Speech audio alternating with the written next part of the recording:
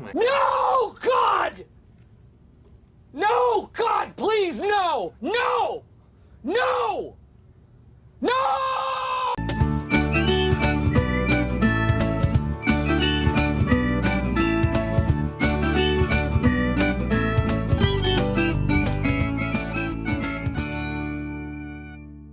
Welcome to Silly Whales. That sounded really good. I felt like that sounded strong.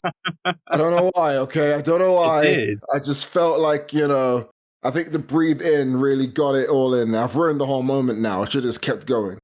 Okay, but we don't do edits like this. You see my flaws there, right there. We talk about things which are a little bit on the touchy side. This is a mental health podcast after all. So if this is not what you're looking for, if you don't want to hear discussions, especially about things to do with ableism and discrimination, this show and this episode specifically might not be for you, but I will remind you and remind everybody here listening, this show is for everyone, but it might not be for you, okay? Had to shoehorn it in there somewhere, and it got it. You'll always get it. Guys, we've had a bit of a rough week when it comes to news in relation to mental health and discrimination. And we will discuss that in, honestly, one of the best segments where we've ever come up with in our lives. Mental health this week.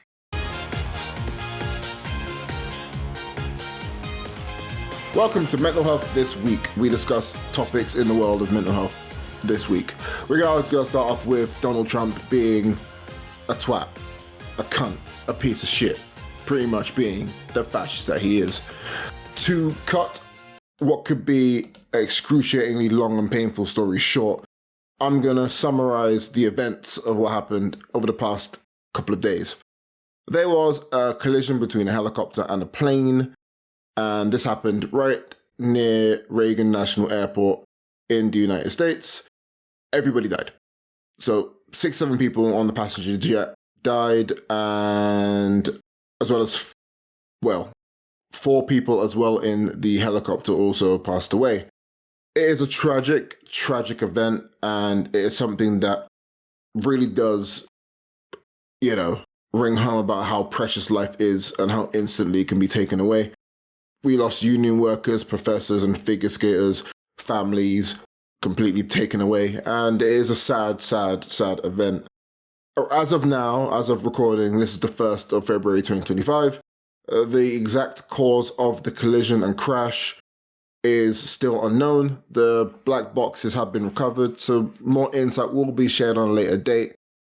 But the sadness of it all has been overshadowed by the President of the United States, Donald Trump, blaming diversity and blaming, people who are just not straight white men as being the cause of concern and being the reason why this crash took place.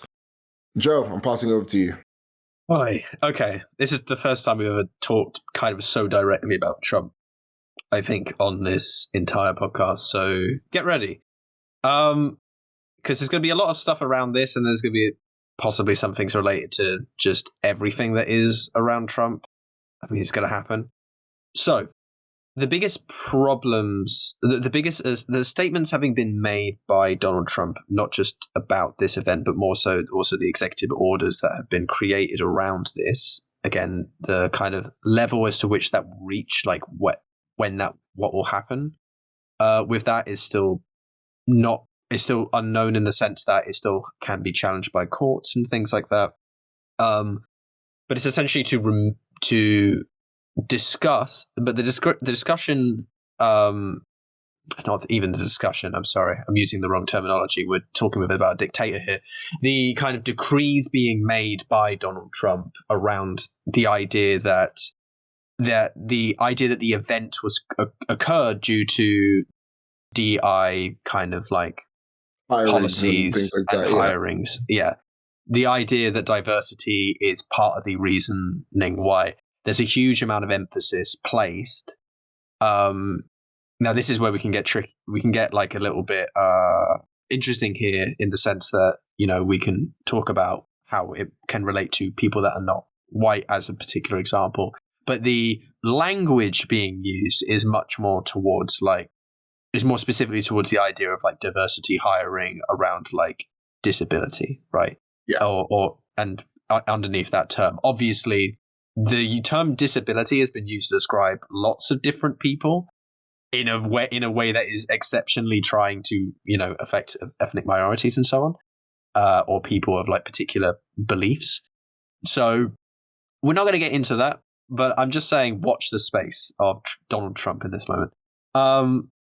The idea being created is, and subsequently why there have been 2 executive orders attempting to remove everything that all DEI like policies and like what's the word for it, the sort of DEI initiatives, so to speak, and mandates are for the federal government are being like removed effectively. Some of these go all the way back to Lyndon B. Johnson, which I think is the most insane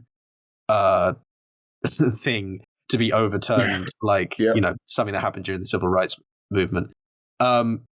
And this is all within this is all being done by the spark and the use of the idea, which again has not been actually shown whatsoever, and is just him absolutely talking out of his fucking ass. Yeah, there's going to be a lot of language. Just get ready. The idea that the diversity hiring is the reason why an event occurred, an issue occurred, right? This is like ridiculous on so many levels, but I just want to very, very pointedly talk about the subject of how this is being represented, because it's not just a case of, or at least I want to kind of show how this is being organically made, so to speak, which is not organic at all, but the idea of like how this is producing itself. He is saying that that possibly one of the reasons why is because of diversity hire. There is then this immediate push to remove DEI from all federal government positions. And this is not a new event, right? As kind of Alex will go over, I think, a little bit later on, like the previous examples and like this happening over long periods of time. The language being used around this is very discreet, is very specifically like, it's not even that implicit, to be perfectly honest. It's pretty explicit how he is actively right there. Yeah, it's like he's actively saying, while constantly like with the smallest amount of ability for him to control like what he says for like political reasons, so that he can deny things later on, or possibly not, to be honest, because he doubled down so much. Is the idea that like, yes, the reason why this event occurred is because DEI is hiring people who are not up for the job on the basis of diversity. The idea that it's bringing on people who are not fit for work, and specifically for jobs like this, like being an air traffic controller. This is ridiculous. This is like so blatantly antagonistic and so blatantly like fascistic in the way that it is, of just there is no element to this which is like intellectual understanding or trying to make sense of anything. It is purely like his desire for an outcome to occur and him using the spark of this event to do that, which is their playbook. Exactly. But it has to be said that like Trump is obviously like a like the most like active in this process, right? Like it in the sense that it could not be more like energetic the way it's happened. And the energetic element of it is kind of the scary part, because he has been elected primarily on this energy, right? It been elected primarily on the fact that he is going to do things in this energetic way. Again, we'll kind of talk maybe later about what that kind of ends up looking like. But the thought process, and this kind of like echoes out of, we're going to like, this is a thing that and again, he's not saying like this may have been the case. Not really. He's saying what he thinks is the case. He thinks that this is how it is, and he's using and he says he thinks this is how it is in this case because his opinion is that diversity hiring is just demonstrably bad, and clearly he thinks that it's because you're getting worse workers, that you're getting worse people, less people, people who are less fit. And is clearly has an ableist and racist stance within it. There is also the fact that there has been a consistent push within the language to reduce down everything, reduce down complicated, difficult things to kind of like mythological simplicity in order to describe things as being like common sense. Or it's common sense that I think this way, isn't it? This number is bigger than this number, therefore, the idea, and it comes down to a lot of biological determinism arguments and these sorts of things. That is just absolutely so unscientific, so anti-intellectual, and ableist, racist, so on. This is a man. In this moment, what this is a man who is literally on a mission to destroy, right? And using a horrific occurrence to do so. Nothing is known. I shouldn't say nothing. Very little is known about why this occurred. But much like how I tried to describe with I'm forgetting his name, but the health guy. That we talked about a few weeks ago, with saying things about medical ideas and kind of talking about them in a way as to imply that there are problems here when in fact there is nowhere near enough evidence to suggest. So talking about it in and of itself is a problematic thing because you're kind of riling up people in a direction. You're dog whistling towards the idea, and this is Trump's MO. This is entirely how he functions. This is entirely how he was elected. It's entirely how he works. It is, but the language of describing even the entirety of the DEI mandates and policies and so on as being illegal and almost being corrupt and so on, when in reality they're literally kind of sort of constitutional checks, if you will, literally telling the federal government to pay attention to its constitution, and the process of this is so clear that what almost bothers me is that people are not noticing this when they are in preference for Trump, right? When they are in support of Trump. That there is this, and the worry is that this is actually exactly what they want, and that unfortunately, him being in this position is democratic, but it's democratic from a perception in my mind of indoctrination or how we would describe kind of people being essentially brainwashed to think that this kind of thing is good. It's the most it's anti-intellectual is the right verb or the right noun here. Adjective. I don't know. I'm losing my mind thinking about this whole thing. Yeah, it's not a good situation that the United States finds itself in as well.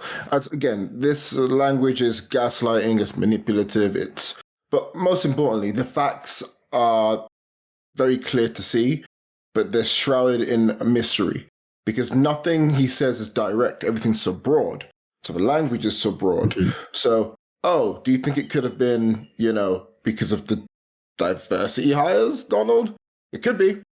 And if you read between the lines, that's him saying, yeah, it is.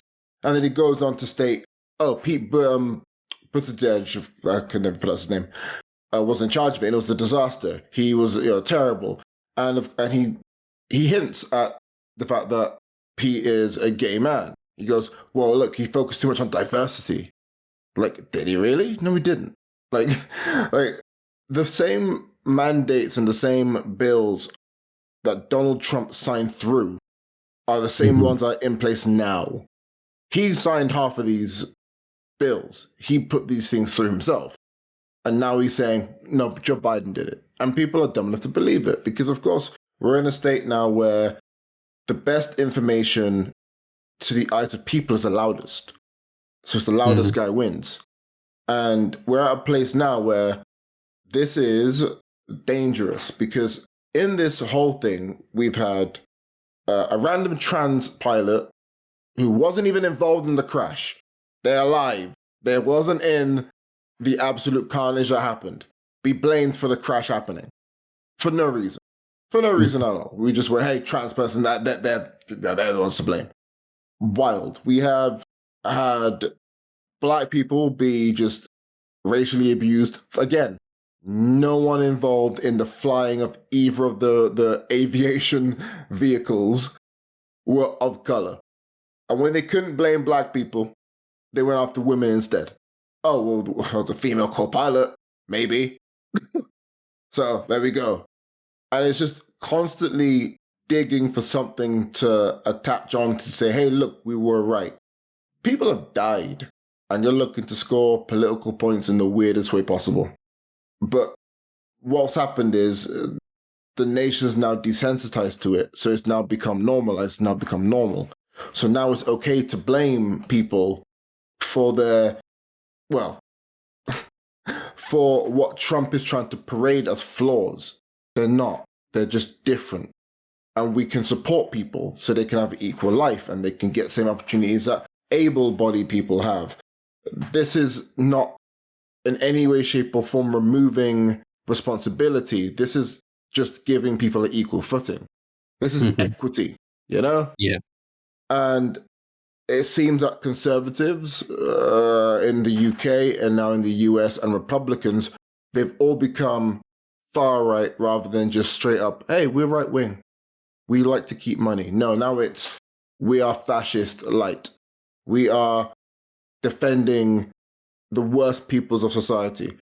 You know, this is what it's come to. So, you know, Trump's comments on disability goes back to 2019. Of course, the viral clip of him taking the piss out of a disabled reporter, you know, flailing his hands about like a fucking moron. These are the things that he does, and people cheered and they clapped for it. Then, of course, you know, he questioned the ethnicity of both Barack Obama and Kamala Harris. This is a guy who said that in the riots all happening, the clear far-right Nazis had good people. This is what happens when we normalize hatred, and that's what's happening now. So when we talk about the fact that Trump's comments are scary, well, look at it this way. Reasonable adjustments are made to support people. The 4-day work week is proven to work in thousands of studies now from different countries, be it Norway, who are one of the pioneers, I believe, of it, to Sweden, to Germany, and the countries that are taking the longest to adopt it, the UK and the US. The idea of working from home is normalized in hundreds of countries. In the US, in the UK, there's always a pushback from the same people. The people who have money like nobody's business. And the reason why we do things like we work from home or we have adjustments to our work schedule is because it makes work accessible for everybody. So maybe people who struggle to travel, oh, look at that. Guess what? They're still an asset to the company. So maybe they travel to the office 3 days a week and they work 2 days at home. In America now, this was how it was working. Administrators for federal offices, they didn't need to be in their offices every single day. But oh no, Trump's billionaire friends, they own these offices, so there has to be people in them. Or they're just sitting there rotting. So guess what? That goes against what we need. So everybody's was given a choice. You can either take a severance package and fuck off, or you come back and you work 5 days a week. This is what America is. This is what the UK is going to end up falling towards if actions aren't taken to defeat people like Reform and the far rights of the Conservative Party. This is like, if you guys are wondering, hey, why are we going to talk about America so much? But like, in a way, we're a parody of them. we end up following them and going down the same route as them as well. Like, it's dangerous. So this tragedy that happened here is now been used as a dog whistle. And it's all very, very baseless, but people are buying into it and saying, yeah, the reason why the plane crashed is something to do with people who just aren't like us. I know where you laugh. Yeah, I know I laugh too. Then predators move in flocks. The most, I think, the most damaging thing about this, God, actually, I don't even know. Like, there are so many damaging elements to this, but I just want to quickly go over like how, because I don't know we don't really know any of the. Well, actually, we do know some people who listen to this, but we don't know like the kinds of people who listen to our stuff. We can imagine certain demographics might be more likely to, or whatever. But I just want to point out how utterly political this all is, and how utterly like undemocratic it all is, like unconstitutional. So much of this is, right. The attempt by Trump, not sorry. The desire for what Trump is why Trump is here, right? Trump is a problematic person, but Trump is very much a symptom of a problem that already exists, which is huge amounts of ignorance around subjects, which is being very fundamentally being very fundamental conservative in terms of their thought process of of both how things work, what is real, like the value of people, like lots of different things, traditional notions. And he's really okay, if we're talking like from a historical perspective, if you actually start digging into history of things, none of this stuff is none of this stuff just happens sort of kind of like, ooh, by accident. Like, the same people who, this could almost be talked about like with like this, with like, like the racist statues in America, for example, and like, oh, why do they exist? Like the ones of the, in the South. And it's like, oh, those were literally made by like groups who were like after Jim Crow law, who wanted to like make black people feel like they couldn't be in certain spaces by having statues built there, right, of these individuals as a way of like, I don't know, protecting sort of Southern culture or whatever it was. Like these like, like literally people associated with the KKK and so on. This is after any point at which like it would be reasonable to kind of build these and and so on. Literally this has been done actively, right? And so much of this is very active. It feels sometimes like people are kind of bumbling around, which is true. This does happen. But there is also a lot of active progress to try and make this shit happen. So as much as Trump is both a symptom and an active participant, right? There is this incredible lack of understanding and this incredible like cognitive dissonance whereby the desire for like smaller government is also the desire for like a fascist dictator / absolute monarchist, right? Absolute monarchy to exist, where there are less checks, as we have literally described him actively going against like things that check the government themselves, having been described by him and Elon Musk as being government waste. And again, using this kind of terminology to like actively try and push, like, rather than describing what it is and describing like, hey, like you could easily do like all of the evil shit using like language which is less emotive, right? You know what I mean? Like you can do that. But this is actively a style choice, a kind of popularist style choice in order to try to get people to feel like, to get the emotions out of people that they want to elicit, rather than actually engaging in anything beyond that, rather than trying to engage even on like, when I say intellectual, I don't just mean like, I don't just mean like kind of the idea of the liberal elite or whatever. No, I mean like intellectual in all concepts, whether you're in a church, whether you're in secular church, whether you're in a school, whether you're in a workplace, like any kind of conversation that can happen to try and better things, like that, like in discussion and understanding, that is completely out the window. Like it's just not there. This is like far beyond that. And the idea that like within like the Associate Press interview, like he literally is describing like having like that we should be having superior people in these positions, right? He's using terminology to actively describe one person as being superior to another, but he's not describing it as in them being like, but he's not describing it as if like, you know, the person who is better, or sorry, I should be clear. The implication is that the reason that they're superior is because they are more fit for the job, but like people who are more fit for jobs are being like removed for the purposes of diversity, right? For the purposes of diversity, we're going to choose someone who's actively worse than someone else. Which, by the way, like looking at the stats and percentages and all of that, like the stats are not that different between different periods of time and so on. Not to mention, by the way, there have very recently been quite a few airplane stuff recently. Like, it's a very unfortunate reality. But like there was the one in Korea. There was the one.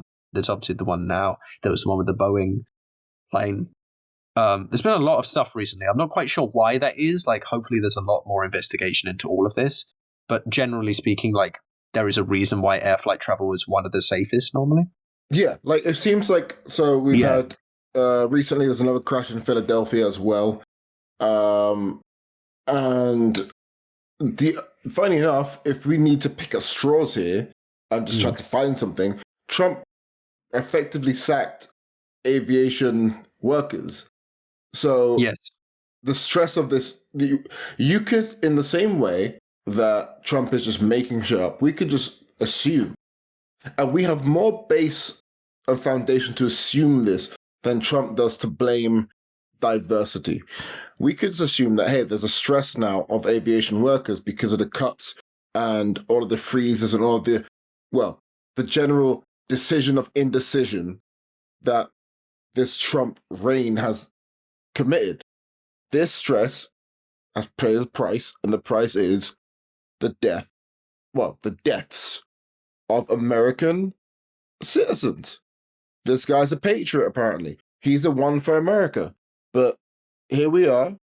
We're looking at the guy who effectively caused this. And that's if we're being, somewhat facetious and just looking for a way to blame Trump for it. But it would not surprise me if reports don't come out being like, this all comes back to Trump. Like, yeah. I mean, so many of the reports in the NHS have been literally about like, yeah, turns out cuts really fuck over the NHS, right? This is why the NHS quality declines occasionally, like, why there are moments where things can happen. Same exact reasoning. It's fundamentally like it's fundamentally like destructive. Fundamentally. I think that we got to do a presents on this. I don't know how you feel. Whether we should, I feel like we probably should do a present on this so we could be here forever, realistically. I think it has to happen. It's just the amount of work I'm gonna put myself through to do that. because of how like passionate I'm gonna feel about it, and also how long it might take. Because until I'm ready, I'm not gonna feel comfortable until I like have everything fucking set up.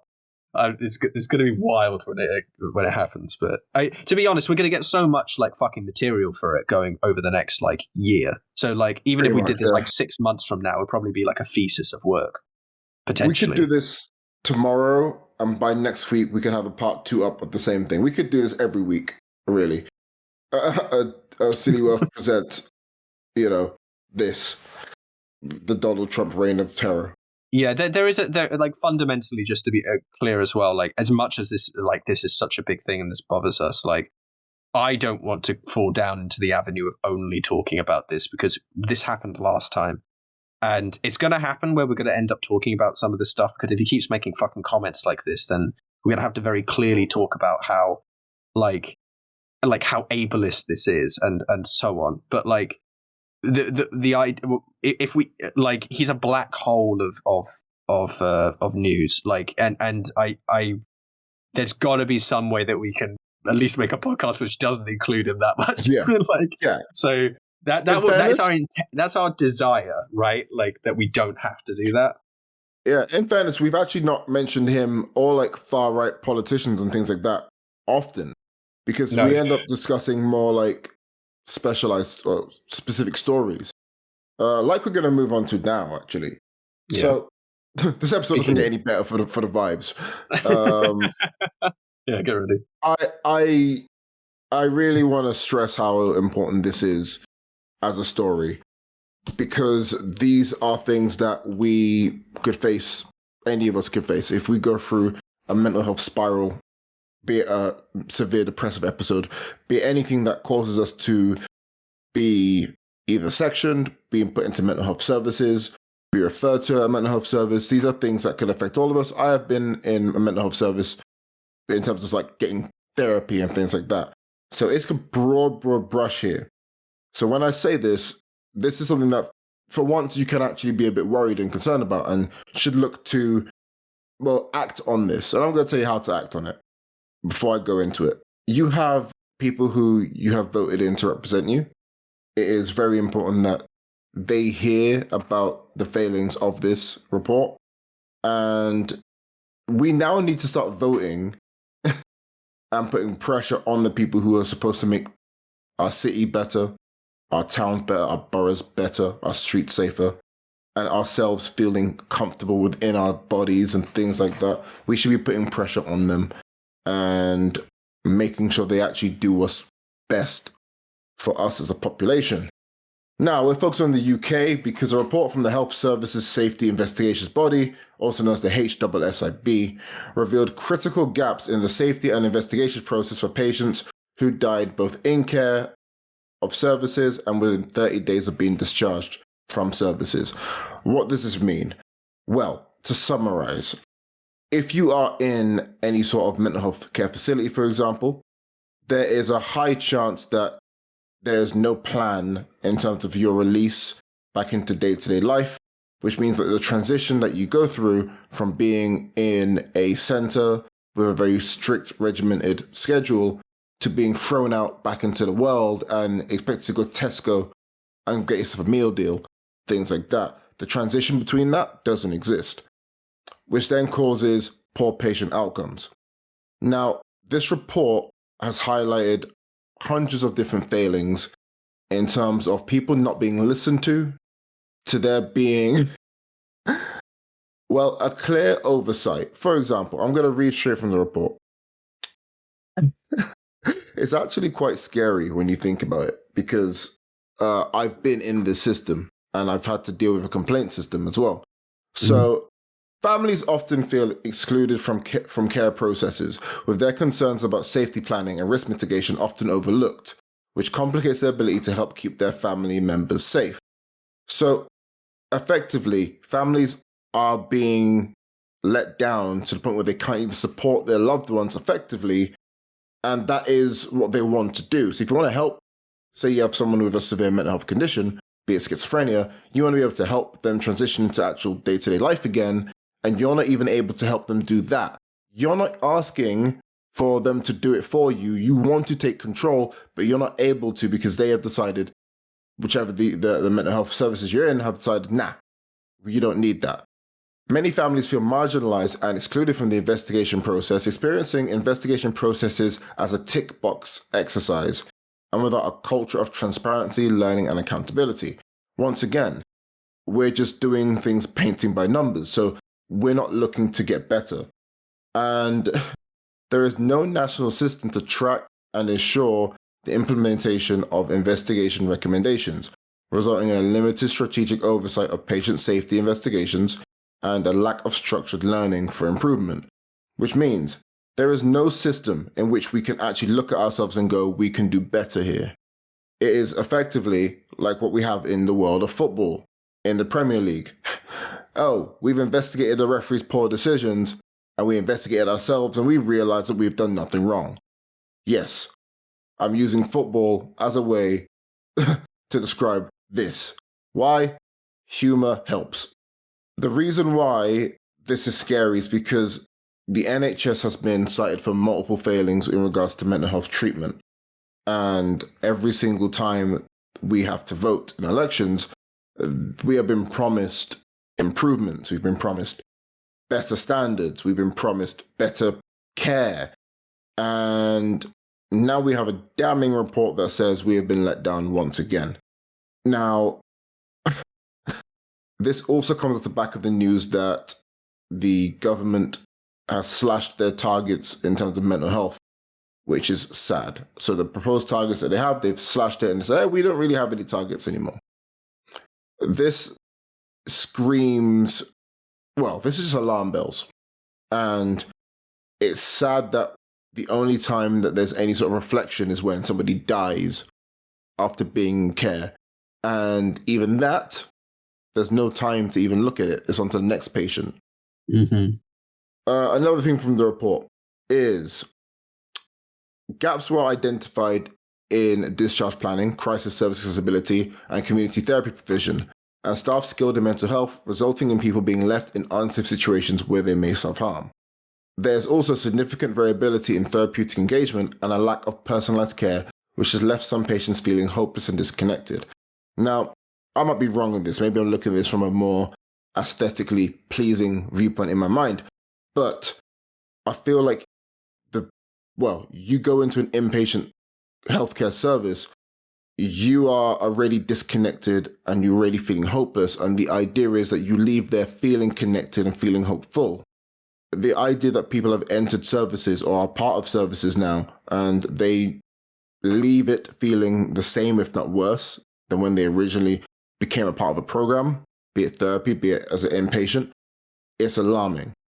Because I get it, there's hundreds of different ways we can engage with mental health services. But the fact that we have now come to a point in which there's been multiple failings, I don't know where the change is. I don't know why exactly we're not making any progress here. But it seems that we are in a state of going backwards in terms of care. 100%. And this always comes down to, well, we can blame conservatives here. We can. Of course we can. We can also look at even pointing the finger at Labour as well, as they are right now in power and they have the power to change these things. So the question now is whether they will make those changes. And I would love to say I'm looking forward to see what will happen, but to be honest, I'm not. As I said last episode, my cynicism is ridiculously high with whether or not change will actually happen. I have, just due to connections, I have quite a lot of knowledge, anecdotal knowledge of the kinds of schemes and things being made as a result of the NHS being gouged to death, right?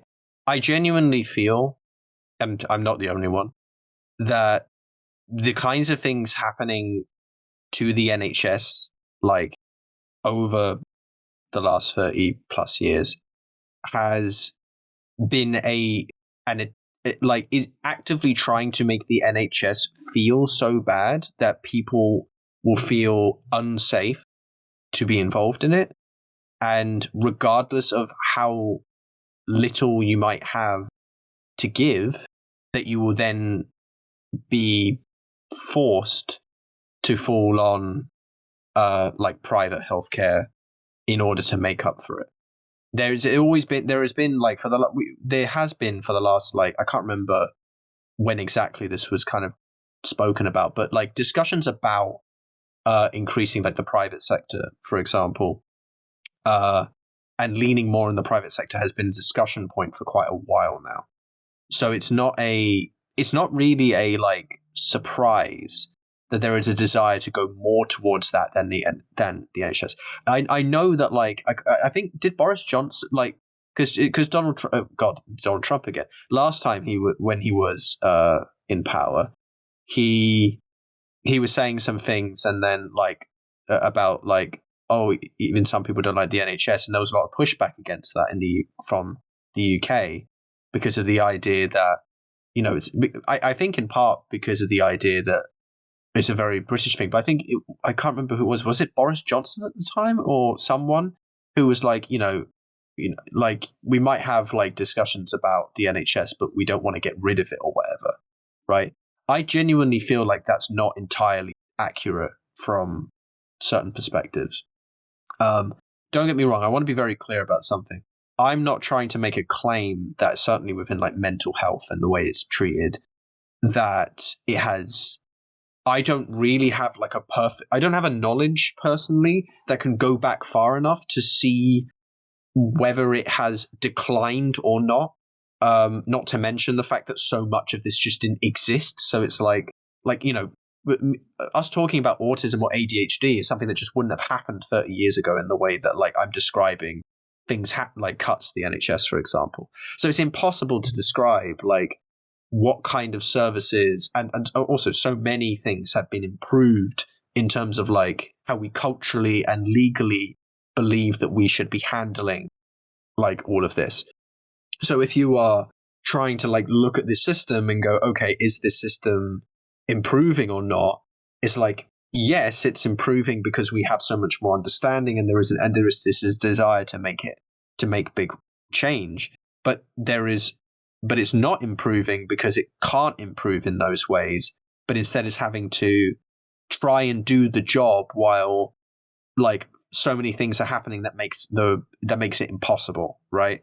I know individuals who work in the NHS who are having to work jobs that they effectively aren't trained for, that are in positions or are forced with very little training, with very little like knowledge to do jobs that are literally outside of what their job contract is, right?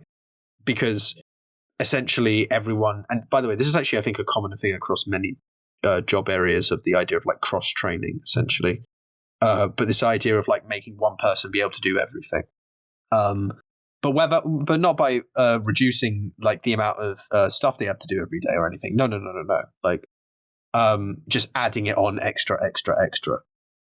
So the at least from my perspective, listening to this, because I this so much better than I, that I'm kind of coming at this from like what I can possibly anecdotally speak about, but also how I personally like feel this could go. And by the way, I love everything you're saying about the pressure that we need to put on elected officials and so on.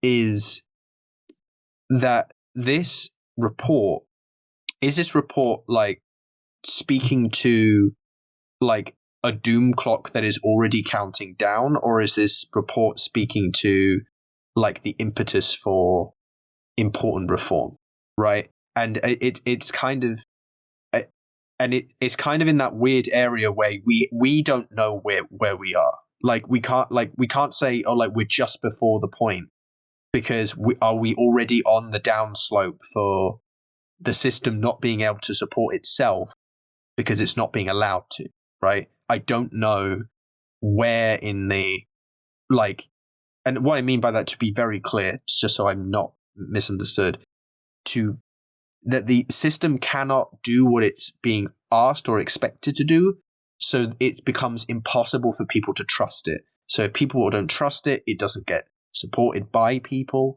which means that it then there's more justification and reasoning to remove support from it, which then means it just becomes defunct. It just loses all capacity to do what it needs to do. I've talked so many times about how the NHS is one of the like things about Britain, so to speak, like that exists in Britain, that I feel incredibly proud of. So the idea that it is becoming undermined in this way is emotionally, let's just say, very it is emotionally oh god, I don't even know what the word would be, like frustrating, like at the most grand scale you can think of. But I also want to be very clear outside of my own personal take on this, or how this is making me feel, because that's not necessarily the most helpful thing all the time, though I do think it's important to express. that that there is that reality is that I'm lucky in that I don't have to. I'm not. I have dealt with the system, and it has been very slow, very poor to get me involved with little things. But stuff like this, which is so much more complicated, and with people who need a lot more help and support, and who absolutely could end up out of this in a not only a much better state, but in a state in which they actually are perfectly okay with engaging with the world. We know that that's possible. This isn't like a fantasy we're living. The fact that like those people are ending up in positions where they are being sort of actively sort of removed from society through a process, but through like a, because the process is just completely incapable of being able to deal with them is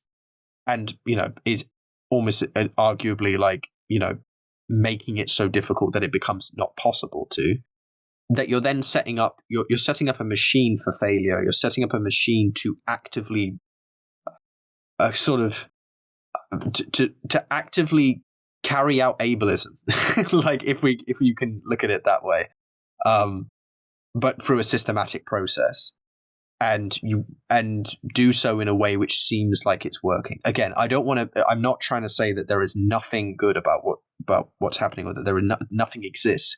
My frustration is for everyone who works in these positions, who knows how difficult it is, who knows that they're in a system that is not letting them do what they need to, and can't carry out what they need to. That's where my compassion goes to. My frustration goes to the fact that they are in that position. And that's what bothers me the most. Yeah. I think that's that on mental health this week. Anything you want to add? No. Let's go. Now it's time. Actually, before we do that, I completely forgot to mention this. Donald Trump actually sent his administration anyway, sent emails to aviation workers, including air traffic controllers, giving them the option to terminate their employment. That's it. I was gonna I'd say more, but that's enough. And so yeah, this will be fun to decode in a couple of years when people. Yeah, that's not threatening at all.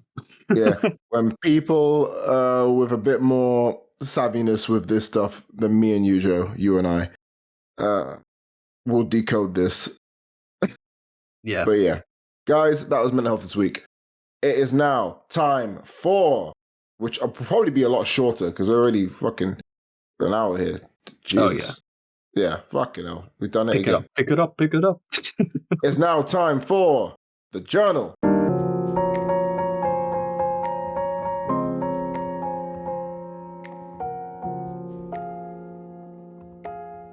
It's time for the journal. We're going to talk about our lives and all that stuff. Yeah, Joe, hit me with it. It's suddenly got very Scar vibes going on. I just can't get it out of my head. Okay, so this is actually partly a kind of addition on the recommendation I made last week, which was Alex O'Connor, the Within Reason podcast. So I started actually listening to it on Spotify. I want to double down on sort of my recommendation by talking about my experience with listening to it, because it has been one of the most enjoyable experiences in a while, and it makes me realize the kinds of things that I want to do in life in a way, like, to engage in these kind of like, I talked before about how like philosophy really helps my like ability to kind of couch a lot of the issues, like the things that I'll think in my head. It's almost like distracting my thoughts with like, oh, think about this like really like fascinating concept rather than thinking about whether or not this person hates you. Like, it's like taking energy and moving it into the into a direction that's like fascinating and like leads to so much more. So I've been listening to the podcast, and it's brilliant. Like it's done in a great way. There's clearly a lot of prep that goes on into everything. There's brilliant people that come on every episode. The one with Rainn Wilson, which I described before, like I actually finished it now. I also watched the one, like Rainn Wilson has something called Soul Boom, I think it's called. Like he's got his own podcast basically, and like they basically, because they were already talking to each other, they basically did another one for his. So I listened to that one as well. And I found it really fascinating. I found it genuinely fascinating. I don't know if you know anything about the Baha'i faith, but he's a I Baha'i. do. I know You a do? lot about it. I Okay, nearly so became one. oh, okay, yeah. So he's a Baha'i, right? And listening to that, I didn't actually know that much about it. I think I'd heard the name, but no, I didn't know like conceptually what it was. Apparently it's like really fast growing and stuff, and like there's certain things even that they were talking about in that episode where I'm like, okay, no, I can understand. There are some things I've thought from a very much more atheistic standpoint that is very akin to concepts within the Baha'i faith, though I still will naturally like disagree on lots of things. But I love the discussion. I love the fact that the way that Alex O'Connor is with different people about and how he tries to meet people at where they're at and actually have good discussion and so on. And I think he even talks about why he does it this way and like what and so on. And of course, it makes sense. It's about intellectual discourse. And it's much more pleasurable. I'm not going to lie to you. It's distinctly more pleasurable than the fucking like shouting matches that are happening. For me personally, anyway. I do want to recommend just quickly within that because it has been very good for me. Sorry. So the idea of like spiritualism has come up quite a few times as a result. And it's something I'm going to probably talk about more in the future. But I really recommend people to listen. God, using me and you just use the incorrect terms for like how to engage with podcasts like constantly. We watch it, we read it, like to listen to like some of the more recent podcast episodes specifically just because of how good it's been on talking about different things like spiritualism and so on. The most recent one, which only came out like a day or two ago, which is about John the Baptist, who I was aware of but didn't know anything really about, and now have like a real fascination with like the history of John the Baptist and so on. And I might actually buy a book concerning him because the historian author, was on that podcast episode. I'll just say his name. James McGrath Okay. was on the episode, and it's a fascinating thing. By the way, Alex O'Connor is like incredibly knowledgeable about the Bible, so it's a very interesting discussion back and forth. And what is like, and I love and I love the fact that as an atheist I can enjoy like discussions about religion because I think it's so fundamentally important. And I think also a lot of stuff that I've been listening to recently has made me rethink some things that I used to like, has made me come back to religious arguments and religious ideas that I had at a much younger age, like probably half my life ago, was a lot more dismissive of naturally, without really like engaging in a way, especially not engaging with the same level of like compassion I would now, the same level of empathy I would now, partly because I lacked it, right?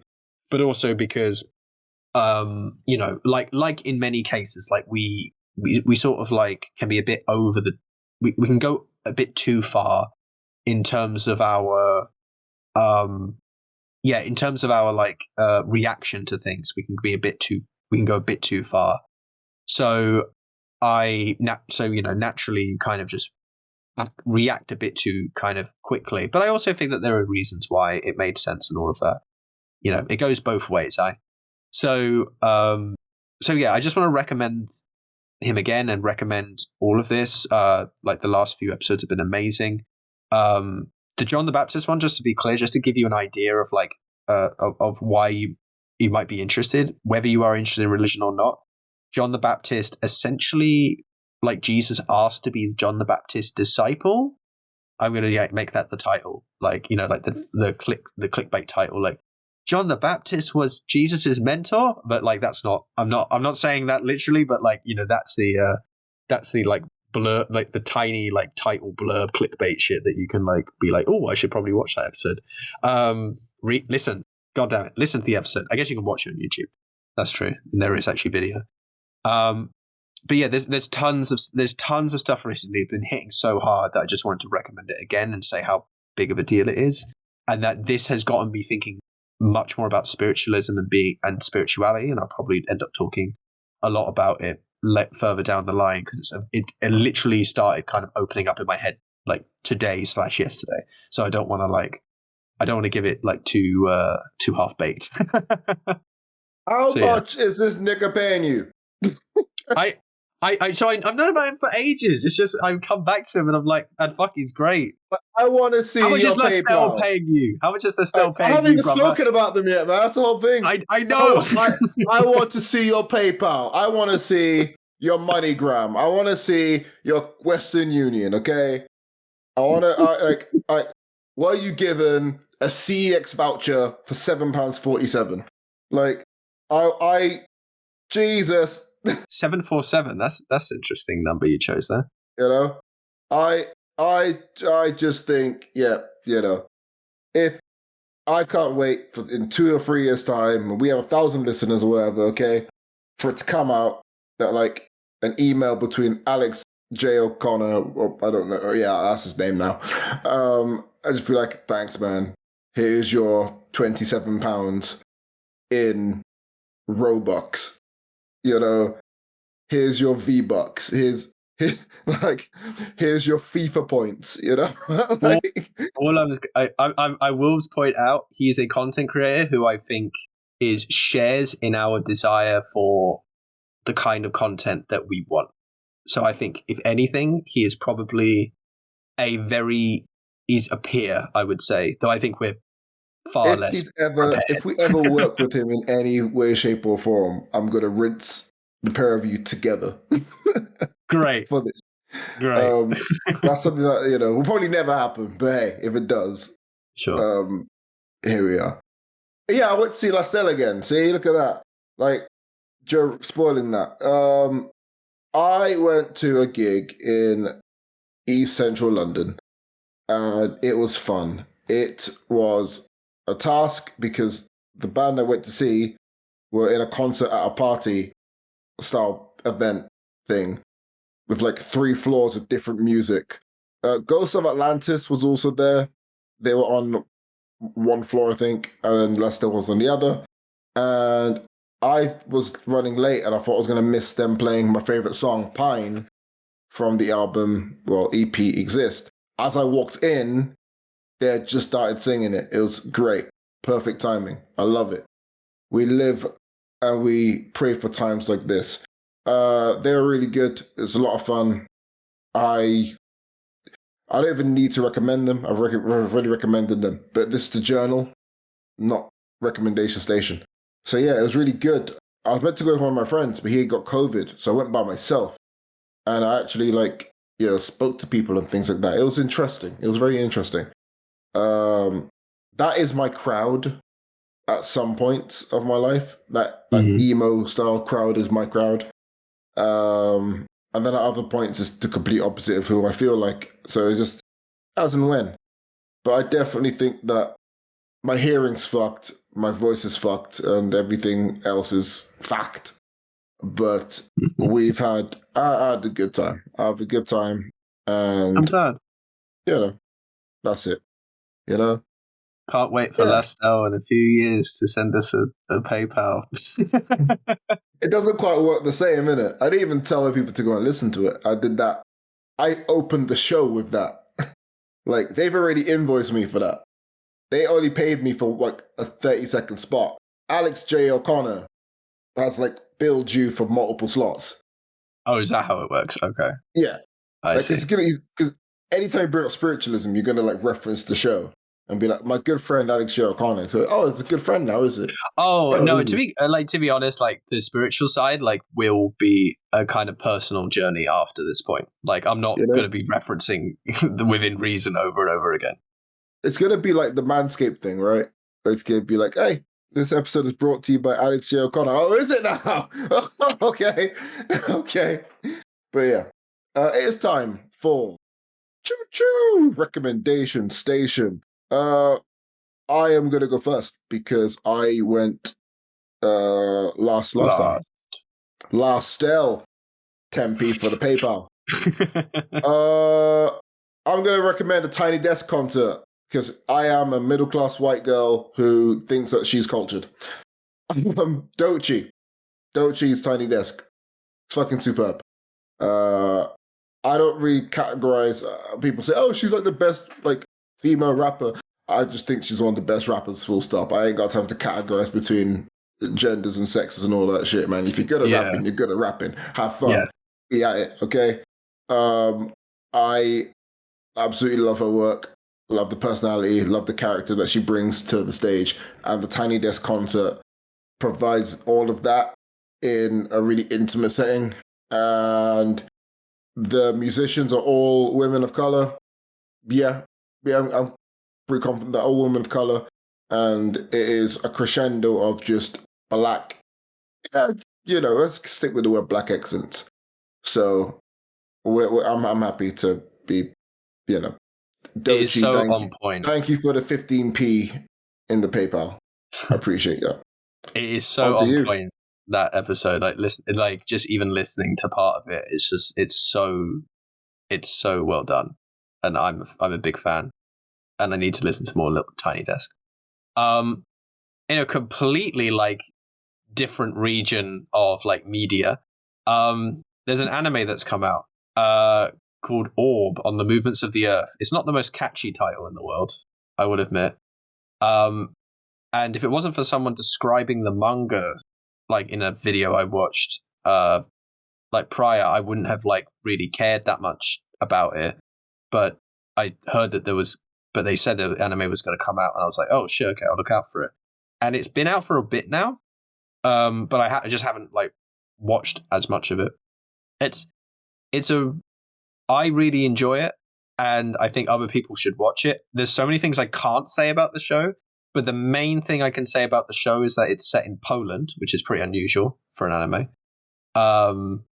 It's also set in like, actually, I'm struggling for the time frame, weirdly enough, but a high medieval period where like we're learning, but like where technology has gotten to a certain point and things like that, but there's very like strong Catholic influence and so on. And it's about the birth of heliocentrism, or not the birth of heliocentrism, but the desire to understand the heliocentrist theory being like kind of developed, right? By the idea of the sun being at the center of the earth, as opposed to the geocentric view that had been sort of ordained as the only it's the only model for the universe. And it's fascinating. It's incredibly dark. So if you like, it's incredibly dark and incredibly scary. I actually very much to kind of the way that our podcast opens, like it might not be for you. Like I could definitely say that. I think most of the time it's fine, but like there are quite a few moments where it does not stray from like really like savage shit, so just keep that in mind. But it's very, very good. And yeah, there's really very little I can talk about it actually, because I will spoil shit. So yeah, Orb on the Movements of the Earth. Cool. With that being said, we're going to take 2 steps to the rear and get out of here. We're in the wind. See ya. Also done, yeah.